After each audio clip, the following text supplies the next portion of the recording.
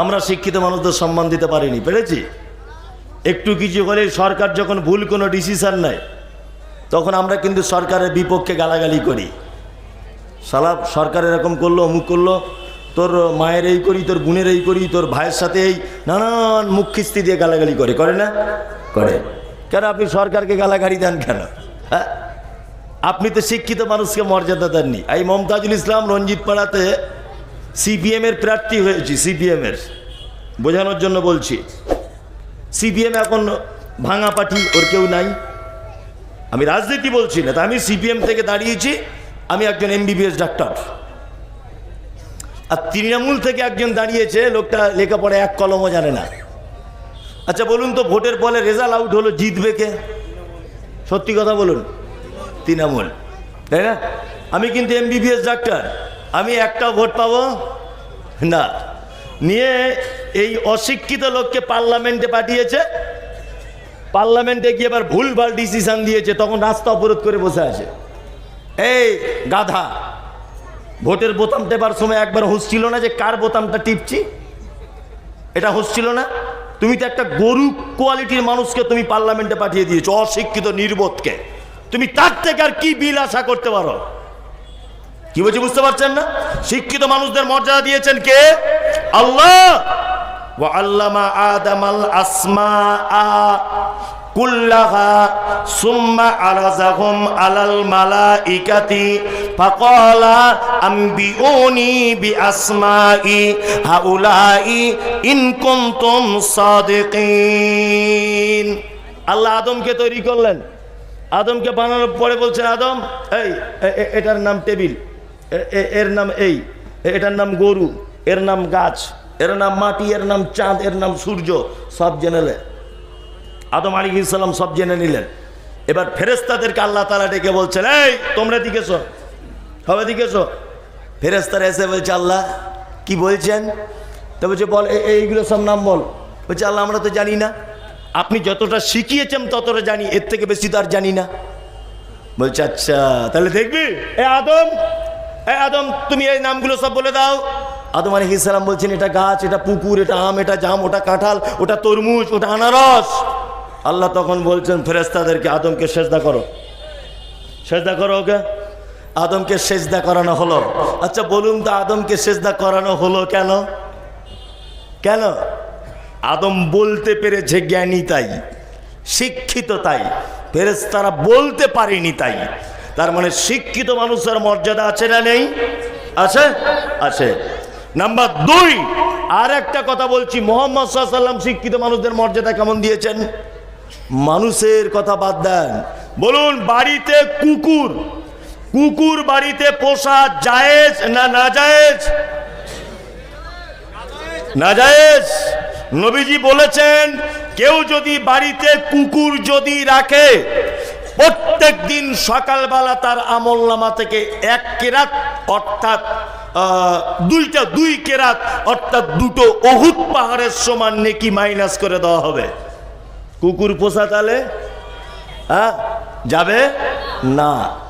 কিন্তু আল্লাহ নবী সাল্লাল্লাহু আলাইহি ওয়াসাল্লাম বলছেন, প্রশিক্ষণ প্রাপ্ত কুকুর যে মালিকের মাল কোনটা বুঝে, অপরের মাল কোনটা বুঝে, ট্রেনিং প্রাপ্ত কুকুর যদি হয়, তুমি তোমার ধানের গাদা, তুমি তোমার গোয়াল ঘর, তুমি তোমার সম্পদ, তুমি তোমার বাড়ি চৌকি দেওয়ার কাজে তাকে লাগাতে পারো, এটা বৈধ। তার মানে মুহাম্মদ সাল্লাল্লাহু আলাইহি ওয়াসাল্লাম শিক্ষিত কুকুরকে পর্যন্ত সম্মান দিয়েছেন। কথাটা কত কুইন্টাল ওজন আপনি বুঝতে পারছেন? একটা কুকুর, তাকে যদি শিক্ষা দেওয়া হয়, ট্রেনিং যদি দেওয়া হয়, মুহাম্মদ সাল্লাল্লাহু আলাইহি ওয়াসাল্লাম বলছে তুমি তোমার বাড়িতে রাখো, কোনো সমস্যা নেই। শিক্ষিত কুকুরকে পর্যন্ত দামি বলতে চেয়েছেন কে? মুহাম্মদ সাল্লাল্লাহু আলাইহি ওয়াসাল্লাম। এবার আপনাকে আমি একটা কথা বলে আস্তে আস্তে আস্তে আস্তে আমার বক্তব্য নিম্ন গতিতে চলে আসবে। সেটা হচ্ছে এই, এখন আপনি আপনার বেটাকে শিক্ষাটা দেবেন কি? কি শিক্ষা দেবেন? মাদ্রাসায় শুধু পড়াবেন তাই না? আপনার ছেলেকে শুধু আপনি প্রফেসর করবেন? জি না। আমি কয়েকটা শিক্ষার কথা বলে দিচ্ছি, আজকে আপনি আপনার বেটাকে বাড়িতে গিয়ে শিক্ষা দেবেন ইনশাল্লাহ।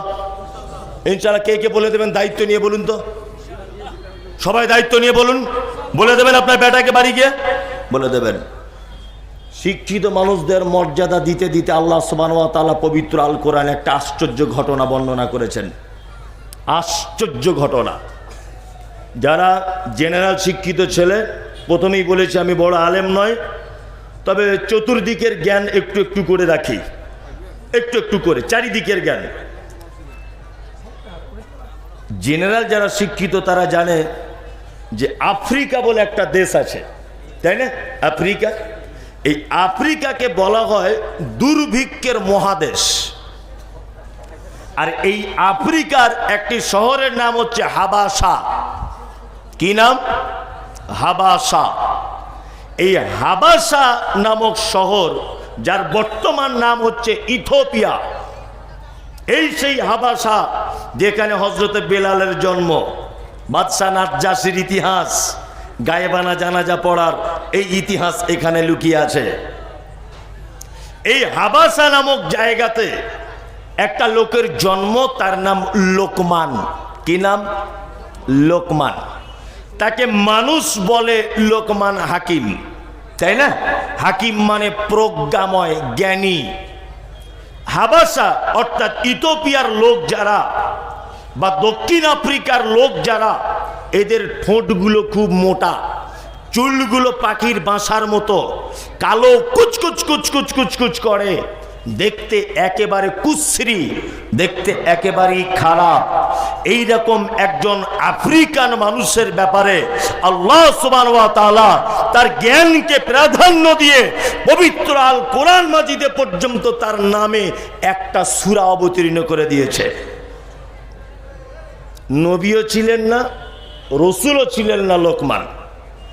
তার মানে অত্তর ঘটনা থেকে বোঝা যায় একটা মানুষের সম্মান তার যোগ্যতা অনুযায়ী হয়, তাই না? তার বংশের কারণে সম্মান বাড়ে না। আমি মুমতাজুল ইসলাম লেখাপড়া জানতাম না, আমার বাপের 150 বিঘা জমি, কেউ আমাকে এখানে আজকে বক্তা করে আনতো? আমার বাপের 400 বিঘা জমি হলেও এখানে বক্তা হবার আমি চান্স পেতাম না। আমার ভিতরে 1-2 পাতা হলেও কিছু বিদ্যা বুদ্ধি আছে বলে এই বিদ্যাটাকে মানুষ সম্মান দিয়ে আজকে আমাকে এই স্টেজের এই জায়গাটা দখল করিয়ে দিয়েছে। কি বলছে বুঝতে পারছেন না? তার মানে কোন মানুষ কে কত সুন্দর, কে কত সুন্দরী, এই দেখে মর্যাদা বাড়ে না বা কমে না। কোন মানুষের কত সম্পদ, এই দেখে তার মর্যাদা বাড়ে না বা কমে না। কে কত লম্বা, এই দেখে কারো মর্যাদা বাড়ে না বা কমে না। মানুষের সম্মান বাড়ে যোগ্যতা অনুযায়ী, তার শিক্ষাগতার অনুযায়ী। এই জন্য আল্লাহ সুবহানাহু ওয়া তাআলা একজন শিক্ষিত মানুষকে পবিত্র আল কোরআনে, যে লোকটা সাধারণ একটা লোক, নবীও নয়, রসুলও নয়, কেউ নয়, সাধারণ লোকের নামে একটা কোরআনের সূরা অবতীর্ণ করে দিলেন, তার নাম লোকমান। লোকমান কত জ্ঞানী দেখবেন। লোকমান ছাগল চড়ানো কাজ করতেন। একদিন মালিকের বাড়িতে লোকমান বসে আছে। তা মালিক লোকমানকে জিজ্ঞাসা করছে, লোকমান, ওই লোকমান, আজকে বাড়িতে রান্না হলো কি? লোকমান তখন বলছেন বকরি। বাড়ির মালিক তখন বলছে, এক কাজ করো লোকমান, বকরির দেগের ভিতরে সব থেকে উৎকৃষ্ট 2টি অঙ্গ আমাকে এনে দাও, আমি খাবো। লোকমান তখন জিভ আনলেন আর হৃৎপিণ্ডটা আনলেন পাত্রে করে। মালিক খেলেন, কষা কষা রান্না। কিছুদিন পর লোকমান হাকিমকে তার মালিক আবার বলছে, লোকমান, ও লোকমান, কি রান্না হলো বাড়িতে? বলছে বাড়িতে রান্না হয়েছে বকরি। বলছে বকরির দেহের একেবারে নিকৃষ্ট 2টো অঙ্গ আমাকে এনে দাও, আমি আজকে খাবো। লোকমান হাকিম প্রথম দিন আনলেন উৎকৃষ্ট অঙ্গ, তার নাম জিভ আর হৃৎপিণ্ড, আর দ্বিতীয় দিনেও এনেছেন জিভ আর হৃৎপিণ্ড। মালিক তখন রেগে গিয়ে বলছে, এই লোকমান, প্রথম দিন তুমি বললে নিকৃষ্ট এই দুটো, আবার আজকে বললে উৎকৃষ্ট এই দুটো। তখন লোকমান বলছেন, জাহাবান আপনি শুনুন, কোনো মানুষের এই দুটো জিনিস যদি ভালো থাকে তাহলে সে আল্লাহর কাছেও ভালো, সে পৃথিবীতেও ভালো। এই দুটো জিনিস যদি কারোর খারাপ হয়ে যায় তাহলে সে দুনিয়াতেও অপমান, আখেরাতেও অপমান। সারা পৃথিবীর ইতিহাস খুলে দেখুন, যারা জেনারেল লাইনের ছাত্র আছে, যত বিপ্লব হয়েছে, যত বিদ্রোহ হয়েছে, যত সাম্প্রদায়িকতা হয়েছে, যত মারামারি হয়েছে, যত যুদ্ধ হয়েছে, সমস্ত পিছর কারণে হচ্ছে, সমস্ত কিছুর মূলে হচ্ছে জবান। জবান হচ্ছে সব কিছুর মূলে। গতকাল জবান কত খারাপ জিনিস। গতকাল হাওড়া জেলাতে একটা প্রোগ্রাম করছিলাম, সোশ্যাল মিডিয়াতে দেখেছেন। হাওড়া জেলাতে বাগনান থানা, আমার গাড়ি ড্রাইভার আমার সাথে আছে, আরো একজন ছিল, সেও আছে। প্রোগ্রাম করে স্টেজ ছেড়ে বার হয়েছি, তখন 2টা বাজে। বার হয়েছি 2টা বাজে, গাড়িটা ছেড়েছি, 500 মিটার পৌঁছেছি, 4-5 জন যুবক ছেলে দেখছি হাতে বাঁশ নিয়ে দাঁড়িয়ে আছে, মানে আমাকে অ্যাটাক করবে। গাড়ি কাঁচ আমার খোলা ছিল, কাঁচ দিয়ে শুনতে পেলাম 2-3টে ছেলে গাড়িটা দাঁড় করাতে চাইলো। আমার ড্রাইভারকে বললাম 1 সেকেন্ডের জন্য গাড়ি দাঁড় করাবে না, গাড়ি আগে বাগাও। আগে ভাগিয়ে দিল, প্রচণ্ড গালাগালি করলো। জলসার আমার তখন স্মরণ হয়েছে, জলসা তো ভেঙেছে, হাজার হাজার শ্রোতা হয়েছে। ওই এলাকায় নতুন গেছি, সবাই পিছনে পিছনে আসছিল শ্রোতারা। আমি গাড়িটা দাঁড় করালাম, তাদের কাছে গিয়ে বললাম, এই ভাই তুমি আমাকে গালাগালি করলে কেন? কেন গালাগালি করলে বলো? কিছু আর কথার উত্তর দিতে পারে না, কোনো কথার উত্তর নেই। একজন দেখলাম পালিয়ে চলে গেল, আর একজনকে গিয়ে ধরলাম জামার কলাটে, দাঁড়া তোর কোন বাপ আছে আমাকে বাঁশ দিয়ে মারতে এলি আর আমাকে গাল দিলি, এটা তোকে আজকে দেখিয়ে ছাড়বো। ধরে রেখে দিলাম। অজস্র মানুষ মারধর করলো ছেলেটাকে, যা ইচ্ছা তাই। 5 মিনিটের ভিতরে দেখছি আমার গাড়ি লক্ষ্য করে বড় বড় বোম মারছে, মানে পরিকল্পিতভাবে বোম মারছে। আশ্চর্য ব্যাপার, এবার কেমন? সঙ্গে সঙ্গে থানাতে ফোন করলাম, ওখানকার সাব ইন্সপেক্টর এসেছেন। উনি এসে আবার আমাকে ওখান থেকে গাড়ি করে 4-5টা পুলিশ গাড়ি নিয়ে উদ্ধার করে আবার আমাকে হাওড়া পর্যন্ত পৌঁছে দেওয়া হলো। এই তো অবস্থা। সারা পৃথিবীতে যত মারামারি দাঙ্গা হাঙ্গামা হয়েছে, সব হয়েছে জবানের মাধ্যমে। ওই ছেলেটা যদি আমাকে গালাগালি না দিত, আমি দাঁড়াতাম না, ঝামেলাও হতো না। 4 জনকে অলরেডি অ্যারেস্ট করা হয়ে গেছে, আবার হয়তো আমাকে কালকে যেতে হতে পারে। যাই হোক, আমি ওই কথা বলতে চাইনি, আমি আপনাকে বোঝাতে চাইছি এটা, যে জবান হচ্ছে পৃথিবীর সব থেকে খারাপ জিনিস, দূরে থাকবেন এর থেকে। লোকমান হাকিম তার বেটাকে কয়েকটা উপদেশ দিচ্ছেন, এবার আমি আপনাদের সেই উপদেশগুলো দেব একটা একটা করে। শিক্ষা দিচ্ছেন তার বেটাদেরকে। এক, লোকমান হাকিম তার বেটাদেরকে বলছে, কি বলছে? ওয়াইদ ক্বালা লোকমান লি ইবনিহি ওয়া হুয়া ইয়াইযুহু ইয়া বুনাইয়া লা তুশরিক বিল্লাহ ইন্নাশ শিরকা লাযুলমুন আযীম। প্রথম শিক্ষা আপনার বেটাকে এটা দেবেন। লোকমান হাকিম তার বেটাকে বলছে, বেটা কখনোই যেন আল্লাহর সঙ্গে কোনোদিন শিরক করে দিও না। পৃথিবীতে যত পাপ আছে সব থেকে বড় পাপ, তার নাম শিরক। আর শিরক হচ্ছে সব থেকে বড় জুলুম, বড় অত্যাচার। আপনার বেটা বেটিকেও বলে দেবেন ইনশাল্লাহ শিরক করবো না, শিরক করবেন না। শিরক কাকে বলে?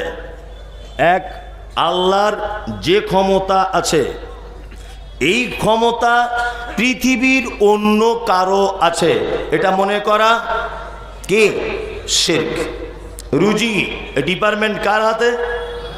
বাচ্চা কাচ্চা হচ্ছে না, ডিপার্টমেন্ট কার হাতে? আল্লাহর হাতে। ব্যবসা মন্দা, ডিপার্টমেন্ট কার হাতে? আল্লাহর হাতে আছে ডিপার্টমেন্ট, কারো হাতে ডিপার্টমেন্ট নেই। আপনাকে আবার বলে দিচ্ছি আমি, বর্তমান বাজারে ইসলামটাকে, অধিকাংশ মানুষকে শিরকের ভিতরে ঢুকিয়ে দিচ্ছে এক শ্রেণীর নামধারী আলেম।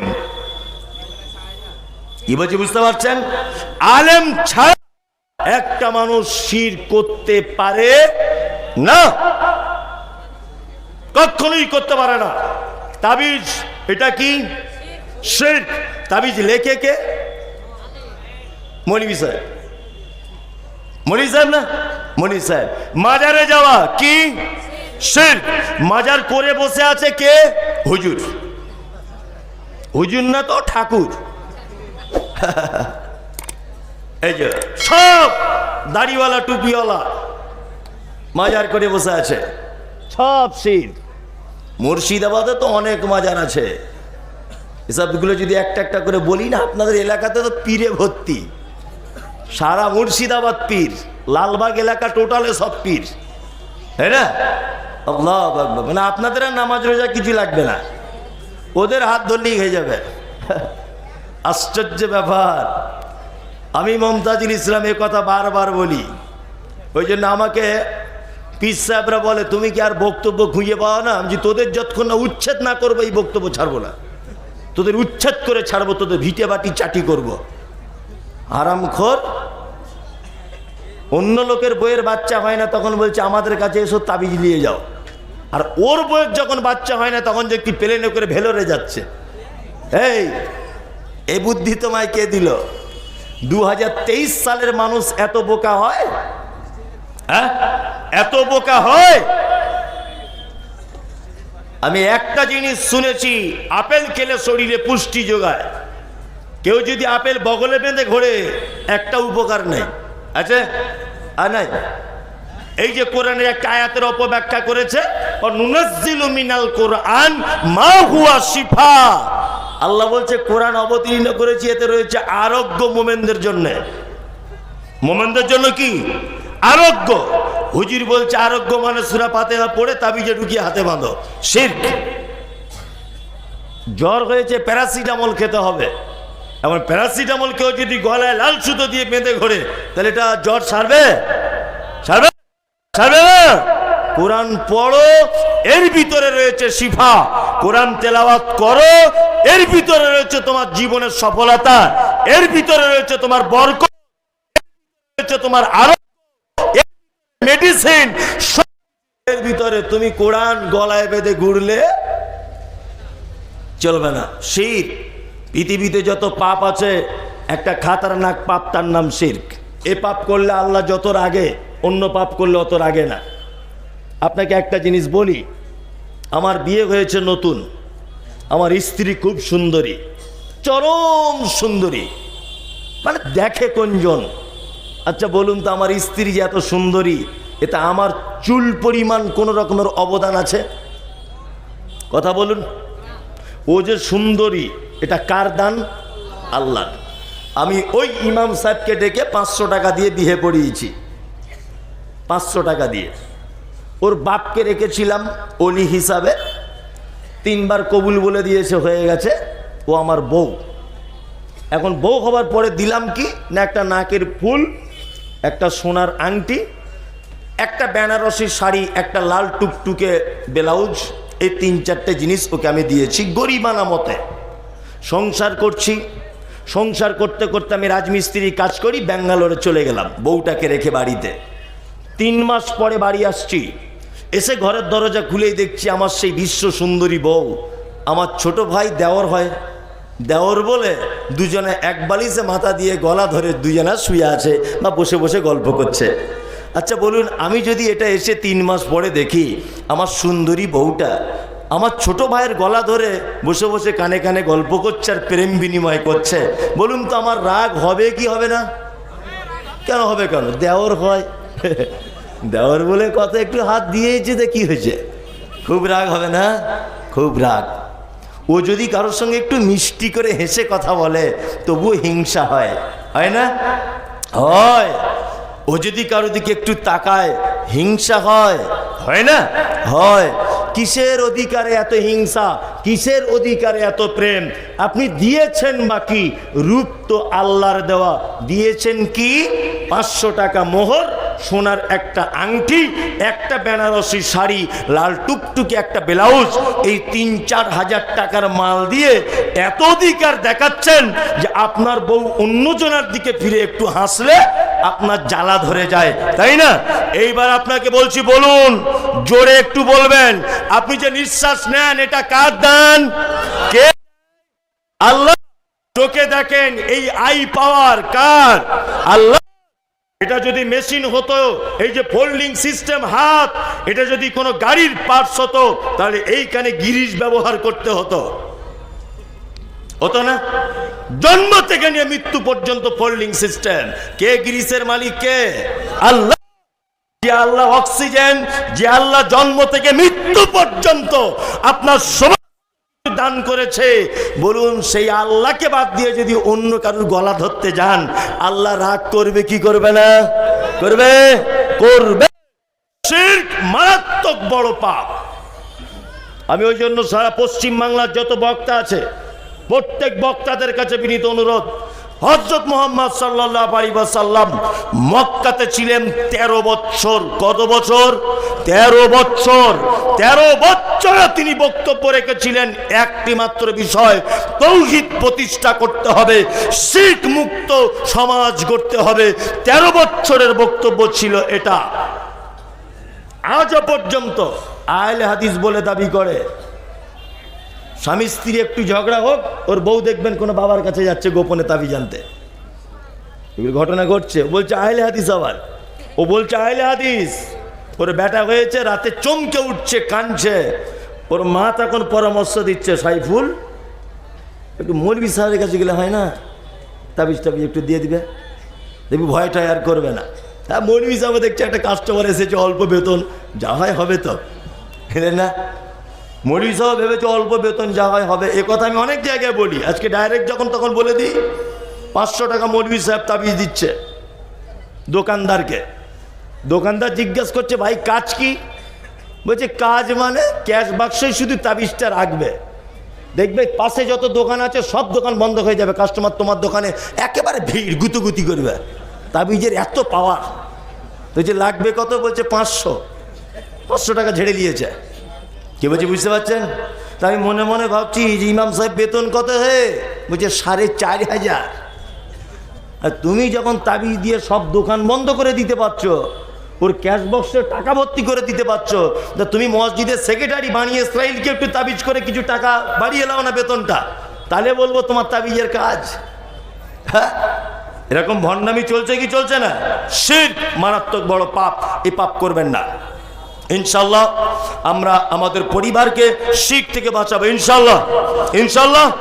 লাল সুতো, কালো সুতো, কালো ধাগা, মাদলি, গাছ বাঁধা, হাত দেখানো, সব কি শিরক। বলছে আজমির শরীফের সুতো, তোমার আজমির শরীফের 12টা বাজাবো, বদমায়েশ কোথাকারে। আজমির শরীফের যে লাল সুতো পড়েছো তো মুর্শিদাবাদের ঝুট মিলে তৈরি হয়েছে। হ্যাঁ, এই ও তোমার কি উপকার করতে পারে?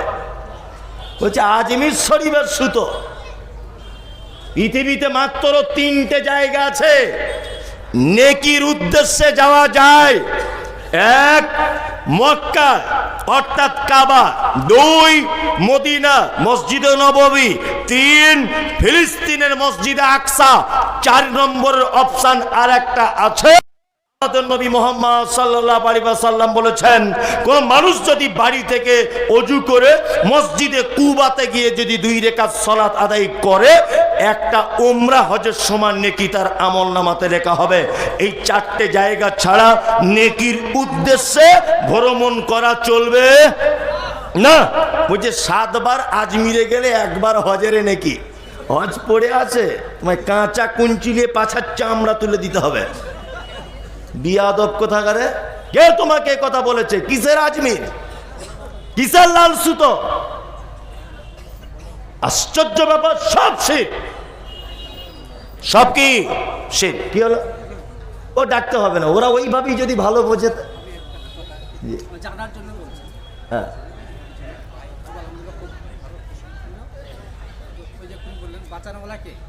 আল্লাহ, মারনেওয়ালাও আল্লাহ।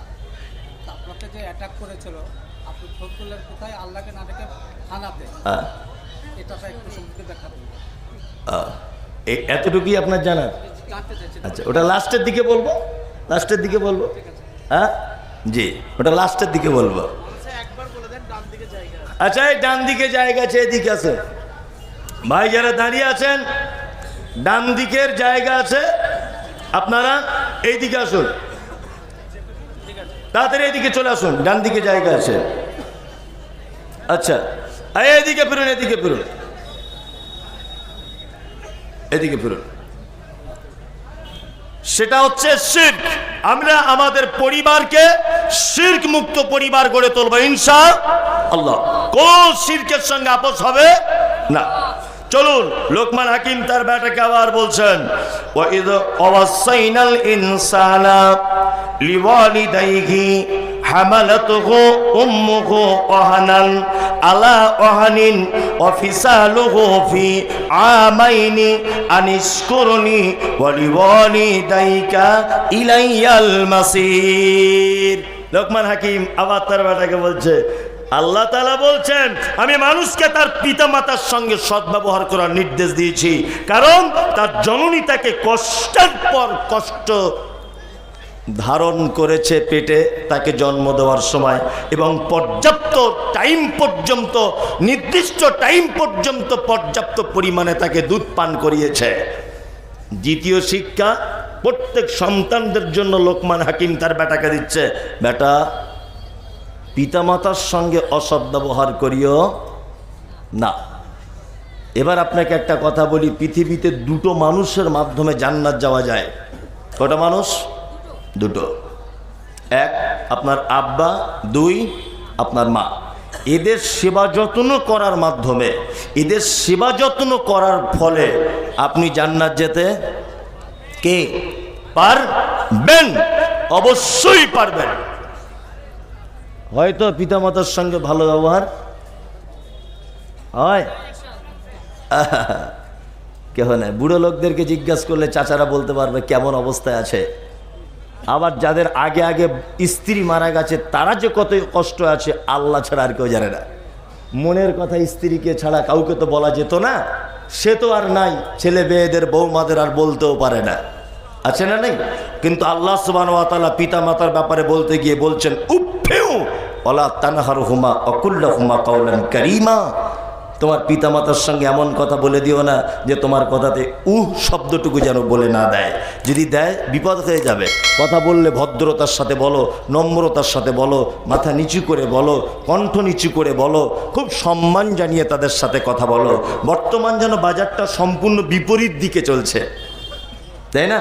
ছেলের টাকা পয়সা বেশি হয়ে গেলে মা ভয়ে কথা বলতে চায় না, বাপ ভয়ে ভয়ে করে কথা বলতে, কারণ ছেলে আমার এলাকার নামী লোক এখন, তাই না? একটা কথা মাথায় রেখে দেন,